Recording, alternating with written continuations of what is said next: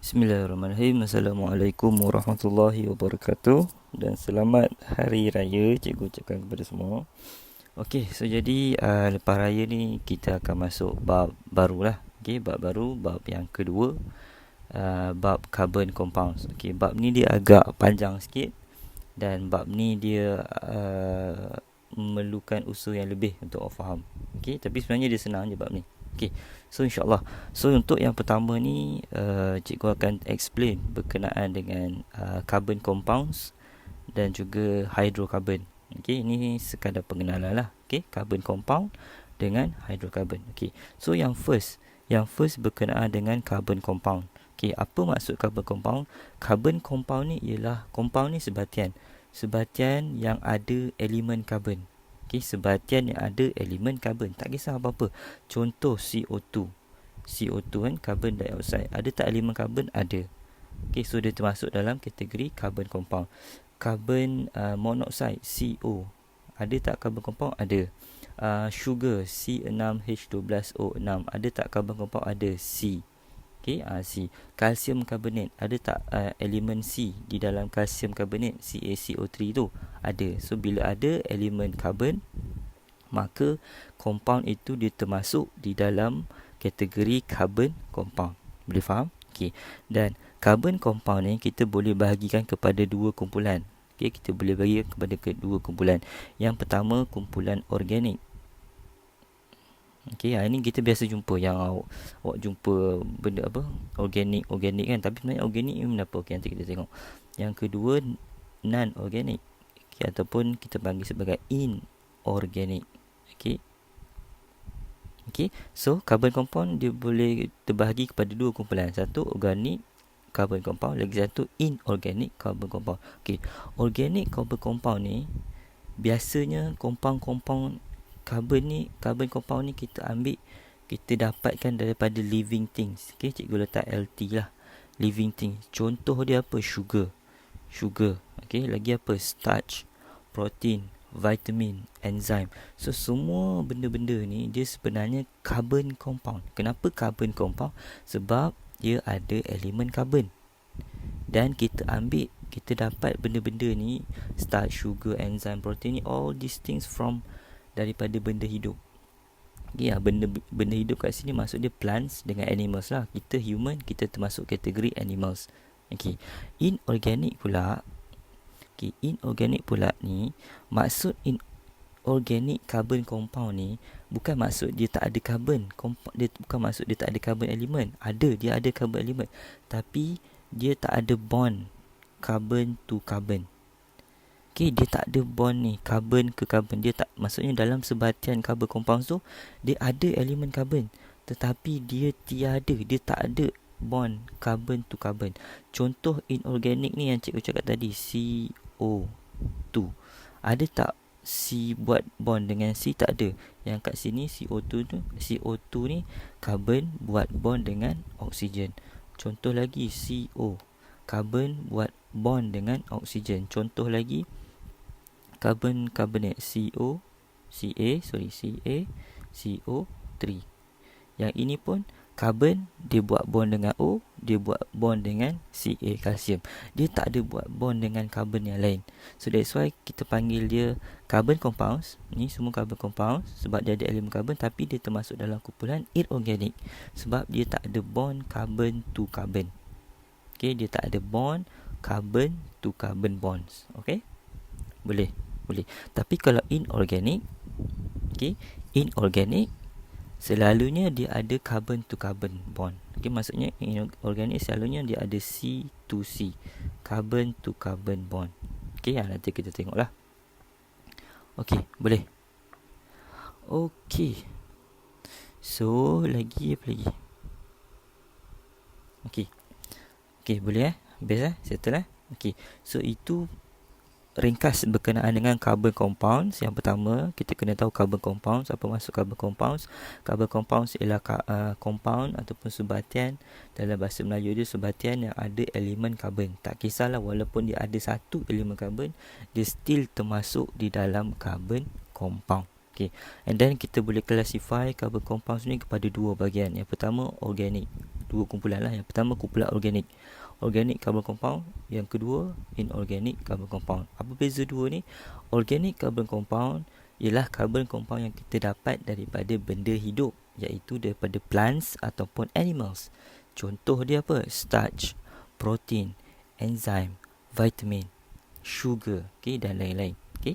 Tapi kalau inorganic carbon compounds ialah sebatian karbon yang tak ada bond C to C, yang tak ada bond carbon to carbon. Contoh dia apa? CO2, carbon dioxide, CO, carbon monoxide, calcium carbonate.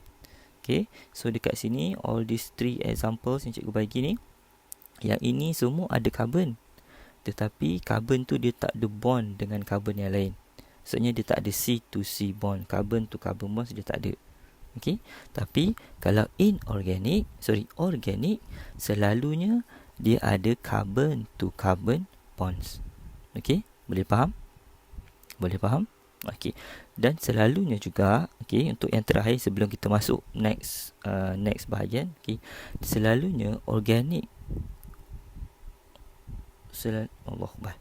selalunya organic carbon compounds ni, dia ada elemen carbon, dia ada elemen hidrogen. Dia ada elemen carbon, dia ada elemen hidrogen. So bila kita kata satu sebatian tu dia ada elemen carbon dan dia ada elemen hidrogen sahaja. Ingat, dia ada elemen carbon, dia ada elemen hidrogen. Bukan maksudnya dia ada satu C, ada satu H. Tak. Bilangan C, bilangan H bergantung compound tu. Tapi asalkan dia ada C dengan H saja dalam compound tu, dia tak ada O, dia tak ada N, dia tak ada S, dia tak ada apa lagi yang biasa kita jumpa. Dia tak ada apa-apa lah selain carbon dengan hidrogen. So ini termasuk di dalam organic carbon compound. Dan nama sebatian ni dia special sikit. Dia memang carbon compound, tapi nama dia ialah hydrocarbon. Hydrocarbon. So hydro asal daripada hidrogen dan carbon asal daripada carbon. Maksudnya sebatian ni dia cuma ada elemen hidrogen dengan elemen carbon sahaja. Dia masuk dalam kumpulan mana? Dia masuk dalam kumpulan organik. Dia masuk dalam kumpulan organik means dia ada carbon to carbon bonds. Means dia ada carbon to carbon bonds. Boleh? Dan selalunya, bukan selalunya lah, memang ni, dan selalunya kebiasaannya bila hidrokarbon ni kita panaskan, kita heat, dia akan hasilkan dua benda. Dia akan hasilkan air dan dia akan hasilkan carbon dioxide. Dan sebenarnya hidrokarbon ni lah yang kita pakai di dalam kita punya petrol kereta tu. So petrol kereta tu dia ialah sejenis hidrokarbon. Dia minyak, dia memang minyak kan, minyak petrol. Tapi petrol tu sebenarnya dia masuk di bawah sebatian hidrokarbon. Maksudnya petrol tu dia cuma ada elemen hidrogen, dia cuma ada elemen carbon. So bila kita heat, maksudnya bila kita masukkan petrol tu dalam kereta, dan kita start kereta, kita tekan minyak. So kita bagi minyak tu panas. Bila dia panas, dia akan hasilkan dua benda ni lah, H2O dengan CO2. Tapi timbul pula isu, cikgu, bukan ke kereta, kalau kita bawa kereta, asap yang keluar tu bukan CO2. Sebenarnya asap yang keluar tu CO, carbon monoxide kan? Tak, dia ada CO2 sebenarnya, dan dia ada juga CO. Macam mana boleh dapat CO, macam mana boleh dapat CO2? Dua gas yang berbeza. CO, carbon monoxide, CO2, carbon dioxide. So yang bahayanya sekarang ni ialah CO. So macam mana boleh wujudnya CO daripada hidrokarbon yang kita heat ni? Wujud CO ni bila hidrokarbon ni dia punya proses combustion tu, proses pembakaran tu tak lengkap, incomplete, tak sempurna. So akan terhasil CO. Kalau pembakaran petrol ataupun hidrokarbon tu complete, maksudnya semua pembakaran dia tu complete, maksudnya complete lah. Cikgu nak cakap macam mana pun tak tahu, tapi dia complete macam mana? Maksudnya hidrokarbon tu dia terbakar dengan perfect, maksudnya semua terbakar, something like that. So barulah dia akan hasilkan CO2. So that's why kalau awak perasan, Ni selalu mat-mat motor lah kan, mat-mat motor. Kalau awak duduk dekat traffic light, okay, awak duduk kat traffic light, selalunya yang bawa motor yang bawa motor, awak duduk kat traffic light, awak duduk bahagian depan. So ni dekat traffic light merah, duduk kat bahagian depan, and then belakang motor awak ada kereta lah berderet.